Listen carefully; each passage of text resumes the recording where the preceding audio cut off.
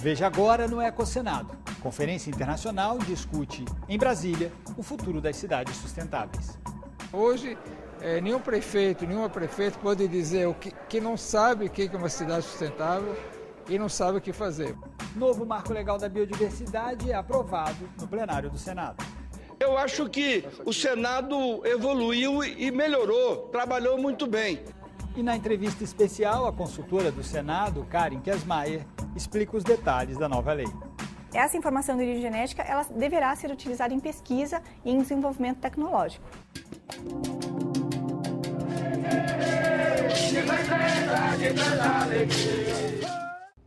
O Senado aprovou em abril o novo Marco Legal da Biodiversidade. O projeto tramita em regime de urgência no Congresso e regulamenta a pesquisa e o comércio de produtos que fazem uso do nosso patrimônio genético. Como sofreu alterações, a matéria volta a ser analisada na Câmara dos Deputados. O Marco Legal da Biodiversidade estabelece regras para a pesquisa e a exploração comercial do patrimônio genético brasileiro.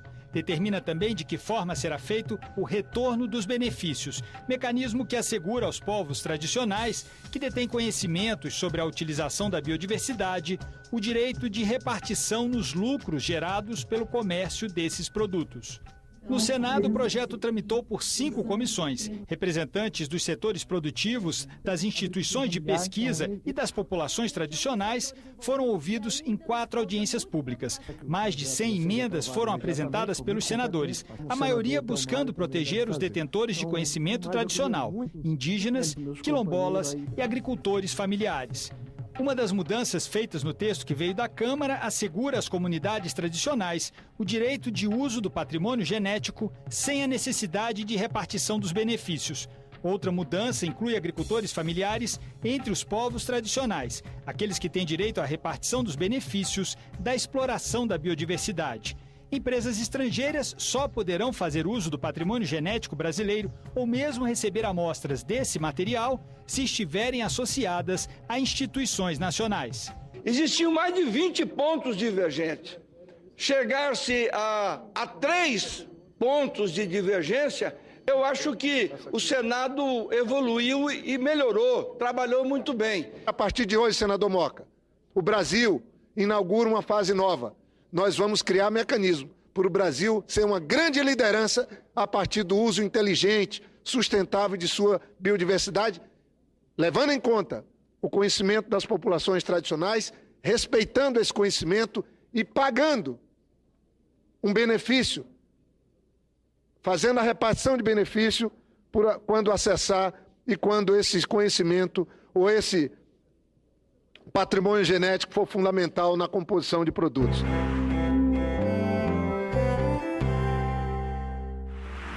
Karin Kiersmayer é consultora legislativa do Senado Federal na área de meio ambiente.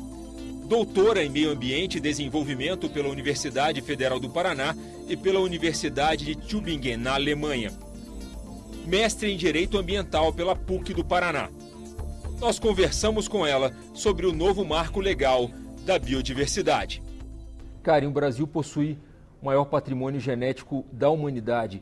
Quais foram as particularidades na elaboração desse novo marco legal da biodiversidade no Brasil? Bom, André, esse novo marco legal da biodiversidade é um projeto de lei oriundo da Câmara dos Deputados, que por sua vez tem origem no Poder Executivo. A sua particularidade diz respeito à alteração em relação ao marco legal vigente.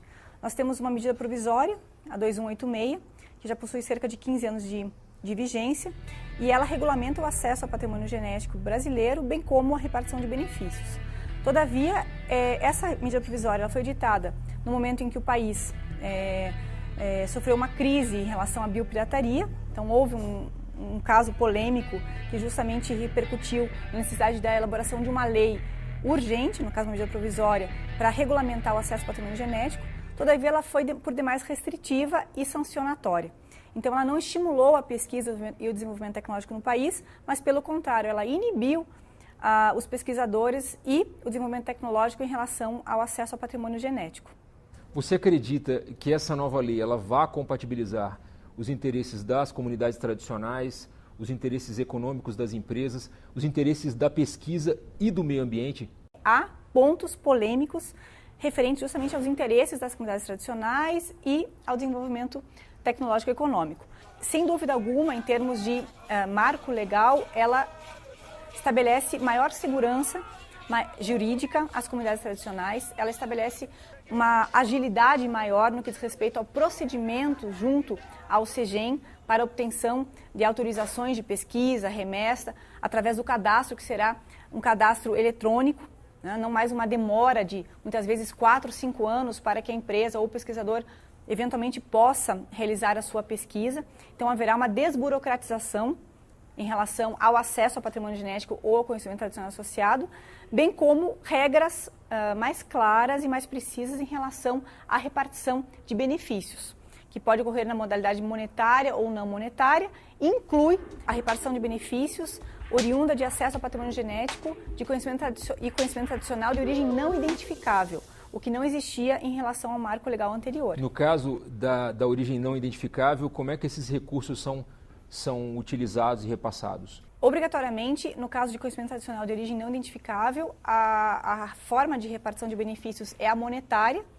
Esses valores irão para um fundo que está sendo estabelecido pelo novo marco legal e a utilização será em programas voltados justamente aos objetivos da tutela do patrimônio da biodiversidade brasileira. Quais as contribuições do Senado que você considera importantes na discussão do novo marco legal? É importante, primeiro frisar, que o Senado, ao receber em regime de urgência esse projeto de lei número 2 de 2015 da Câmara, imediatamente entendeu pela necessidade de realização de audiências públicas. Então, nós tivemos um debate bastante intenso durante 2 a 3 dias aqui nessa casa, na Casa Revisora, que possibilitou à comunidade, bem como aos parlamentares, conhecer as principais dificuldades, as principais dúvidas e as divergências em relação a esse projeto de lei. E com base nessas audiências públicas, nós também tivemos uma série de emendas apresentadas pelos parlamentares que foram já algumas objeto de discussão e de aprovação na Casa. Então, um dos principais pontos que eu entendo que o Senado refletiu e inclusive sugeriu mudanças diz respeito à polêmica lista que era exigida, né, no marco legal, enfim, no projeto oriundo da Câmara, que seria editada por vários ministérios, e essa lista seria uma lista negativa dos produtos que estariam sujeitos à repartição de benefícios. A dúvida é quando essa lista seria editada, as dificuldades de tantos ministérios em conjunto elaborarem uma lista, bem como elaborar uma lista negativa. E, nesse sentido, a emenda do Senado foi justamente para alterar esse dispositivo e prever que ato do Poder Executivo, ou seja, decreto, elaborará uma lista que que enunciará os produtos objeto da repartição. E essa lista pode ser positiva ou negativa, mas é um processo um tanto quanto mais célere do que a reunião conjunta de vários ministérios. Além disso, um outro ponto importante diz respeito à possibilidade de empresas estrangeiras terem acesso ao patrimônio genético brasileiro desvinculadas de instituições nacionais. Era uma autorização concedida, mediante, claro, critérios a serem estabelecidos pela União, no projeto original, e o Senado entendeu que apenas pessoas jurídicas estrangeiras associadas a instituições nacionais é que poderão ser autorizadas a ter acesso ao patrimônio genético ou ao conhecimento tradicional associado, tutelando, protegendo a biodiversidade brasileira, bem como o desenvolvimento nacional também. São 2 aspectos importantes. Existe uma mudança também em relação ao conceito do que é patrimônio genético nessa definição que você considera importante, não é? Sim, em relação à medida provisória, não em relação ao projeto oriundo da Câmara, né? Nós temos na medida provisória vinculações de patrimônio genético à amostra física e a ações de coleta desse patrimônio genético. No novo marco legal, o patrimônio genético ele é conceituado como uma informação de origem genética. Não há necessidade da coleta ser realizada e não há necessidade da amostra eventualmente ser levada a um laboratório. O que importa é a informação de origem genética que pode ser justamente coletada, obtida no próprio local de origem. Outro aspecto importante é que essa informação de origem genética ela deverá ser utilizada em pesquisa e em desenvolvimento tecnológico. Ok, finalmente, Karen, quais são as perspectivas com a aprovação do novo marco legal, tanto para a pesquisa quanto para os ganhos econômicos na exploração do patrimônio genético? As perspectivas são bastante positivas, né? Objetiva-se, comparativamente ao marco legal anterior, que sejam realizados mais acordos de repartição de benefícios, porque foram realizados muito poucos durante quase 15 anos de vigência da medida provisória. Então, objetiva-se que, de fato, haja uma repartição de benefícios com as comunidades detentoras desse conhecimento. Além disso, uma outra perspectiva é que haja desenvolvimento tecnológico no país e um maior interesse por parte dos pesquisadores em realmente desenvolverem pesquisa no patrimônio genético e na biodiversidade brasileira. Em decorrência do marco normativo vigente, muitos pesquisadores saíram do país ou realizaram suas pesquisas em outros países, ou em bancos de dados de patrimônio genético que já existem em vários países. Então, o objetivo é que haja um retorno a esse interesse pela pesquisa no país, uma regularização das atividades que estão em desacordo com a medida provisória, com repartição de benefícios, se houver a exploração econômica do produto, e, ao mesmo tempo, um marco legal que traga menos burocratização em relação ao acesso à pesquisa, enfim, ao desenvolvimento econômico em relação ao patrimônio genético e ao conhecimento tradicional brasileiros. Nós agradecemos a sua presença aqui no EcoSenado e até uma próxima oportunidade. Obrigada, André, eu que agradeço.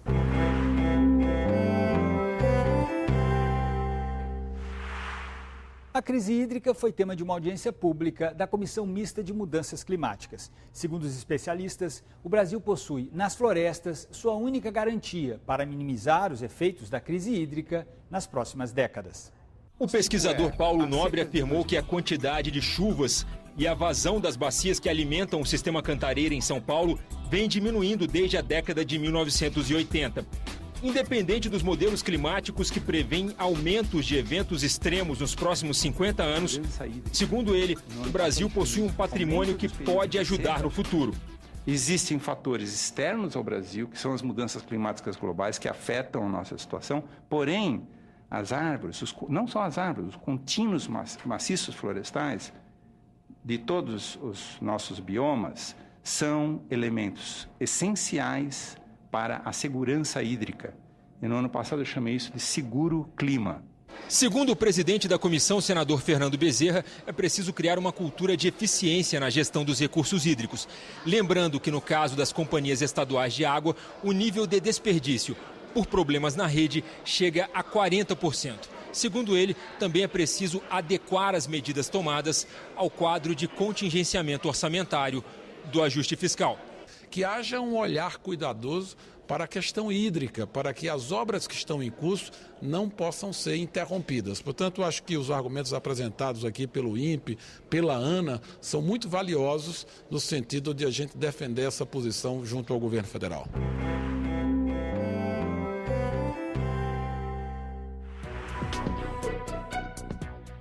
A cidade de Bonito, no Mato Grosso do Sul, recebe o seminário Floresta, Água e Clima, com o objetivo de discutir avanços e retrocessos das políticas públicas ambientais e formular diretrizes para sua implementação.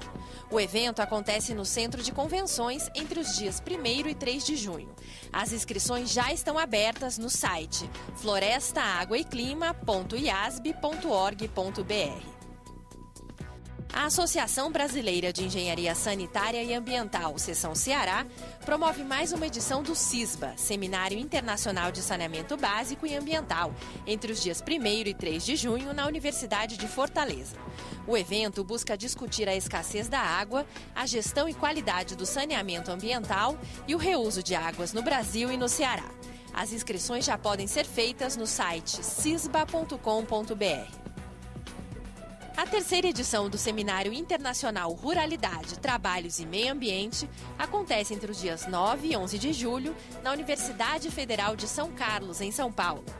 O seminário trará para discussão professores e pesquisadores do Brasil e do exterior. Também haverá espaço para apresentação de pesquisas científicas e propostas de artigos. Para mais informações, acesse www.seminarioruralidades.ufscar.br. As inscrições para o 8º Prêmio Fundação Banco do Brasil de Tecnologia Social já estão abertas e vão até o dia 31 de maio. Podem participar instituições sem fins lucrativos. A iniciativa busca certificar, premiar e difundir tecnologias sociais que tragam soluções para questões relacionadas à água, energia, meio ambiente, alimentação, educação, renda e habitação. O prêmio será de R$50 mil para os ganhadores e R$25 mil para os finalistas de cada categoria. Para mais informações, acesse www.fbb.org.br/tecnologia social.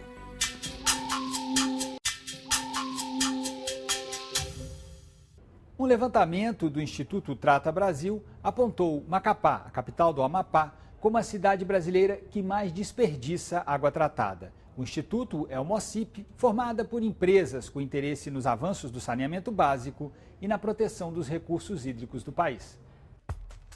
Macapá tem atualmente 437 mil habitantes, segundo dados do IBGE. De acordo com a pesquisa, cerca de 38% da população é atendida por água tratada. O desperdício, de acordo com o Trata Brasil, chega a 73,56% do total distribuído pela Companhia de Água e Esgoto, a CAESA. Segundo a companhia, existem 30 mil consumidores cadastrados, mas este número pode chegar a 50 mil com as ligações clandestinas. As razões que levam Macapá a ficar assim são as mesmas razões que levaram São Paulo a ficar sem água. A falta de investimento do governo federal, a falta de investimento em captação de água, na empresa de saneamento urbano, que já está falida devido a gestões temerárias no decorrer da década de 80 e da década de 90, e que precisa de uma outra empresa nova, saneada, de tratamento de água e de investimentos do Poder Central para repararmos essa situação.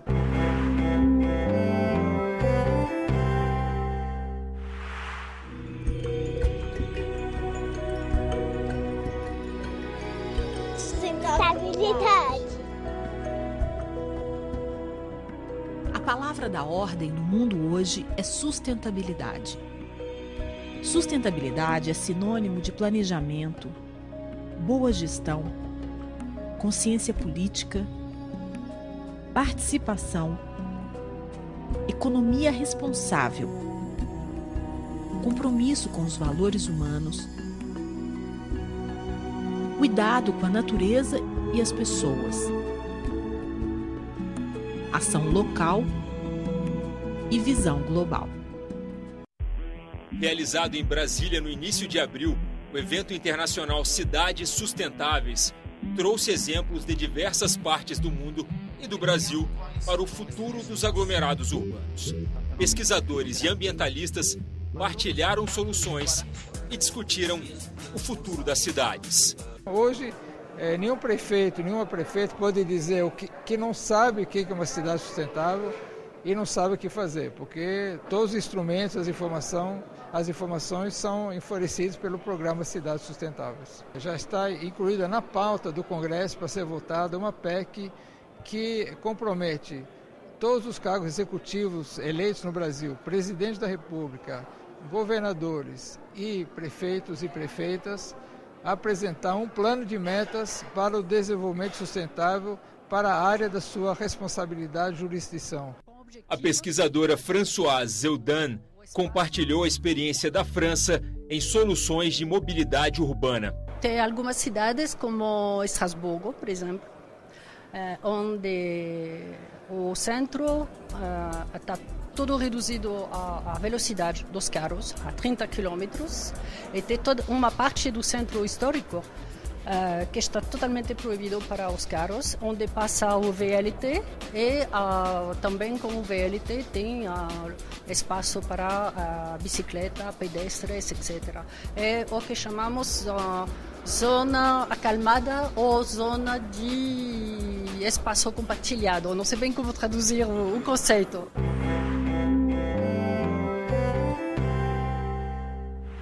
A Comissão de Meio Ambiente já escolheu a política pública que vai acompanhar ao longo deste ano. É a revitalização do Rio São Francisco. A revitalização do São Francisco é considerada fundamental para o sucesso da transposição medida adotada pelo governo federal para solucionar a falta de água no sertão nordestino.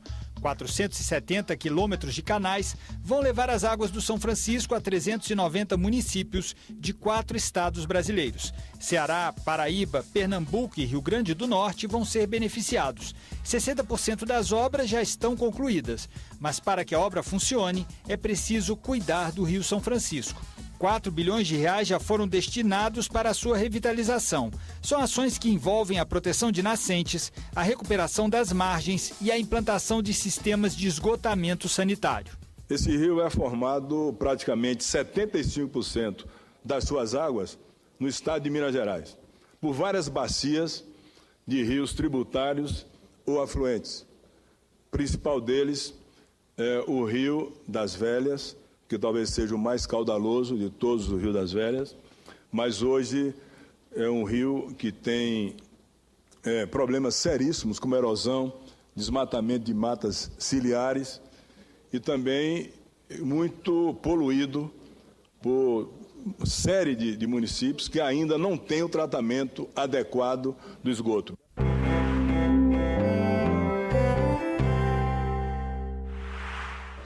%41% da oferta atual de energia são provenientes de fontes renováveis.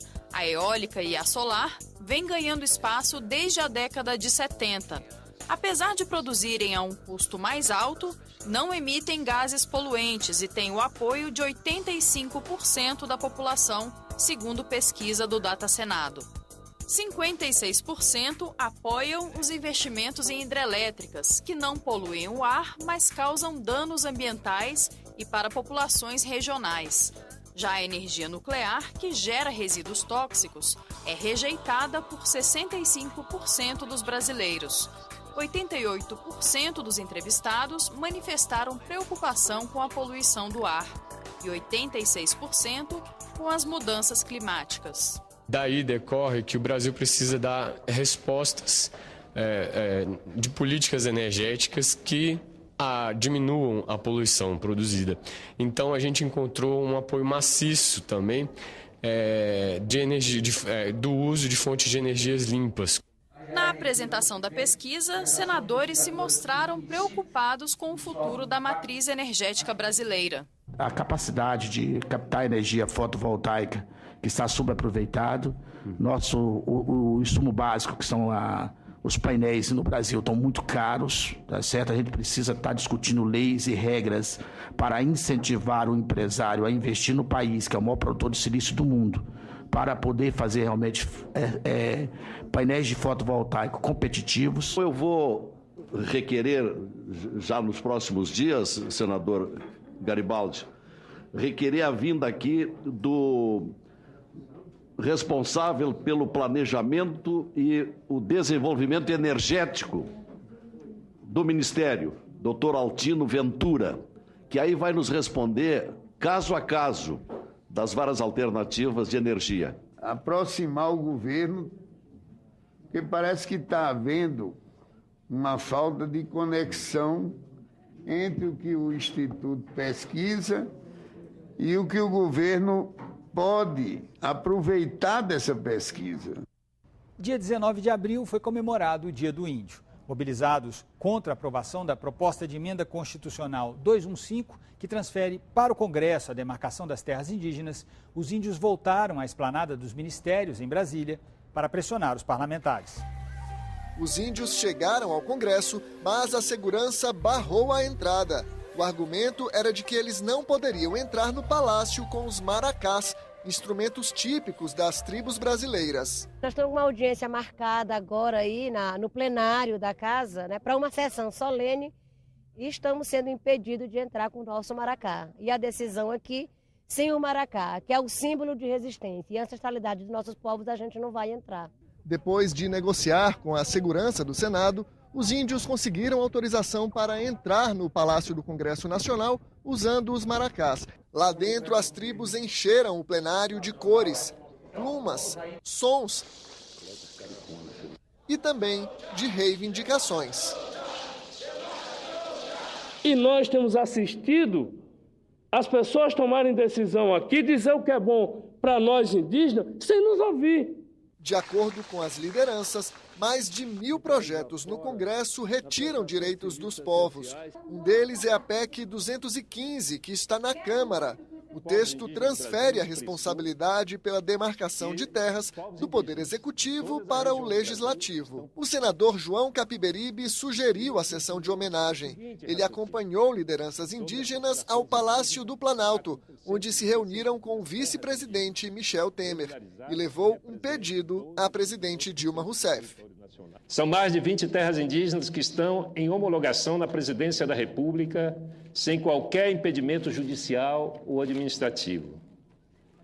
Eu estou articulando para que a presidente Dilma possa receber as lideranças indígenas para tratar exatamente desses 20 processos que estão já aguardando apenas a homologação da presidente Dilma. Eu dizia que eu ia chegar nessa casa e ia usar um cocar.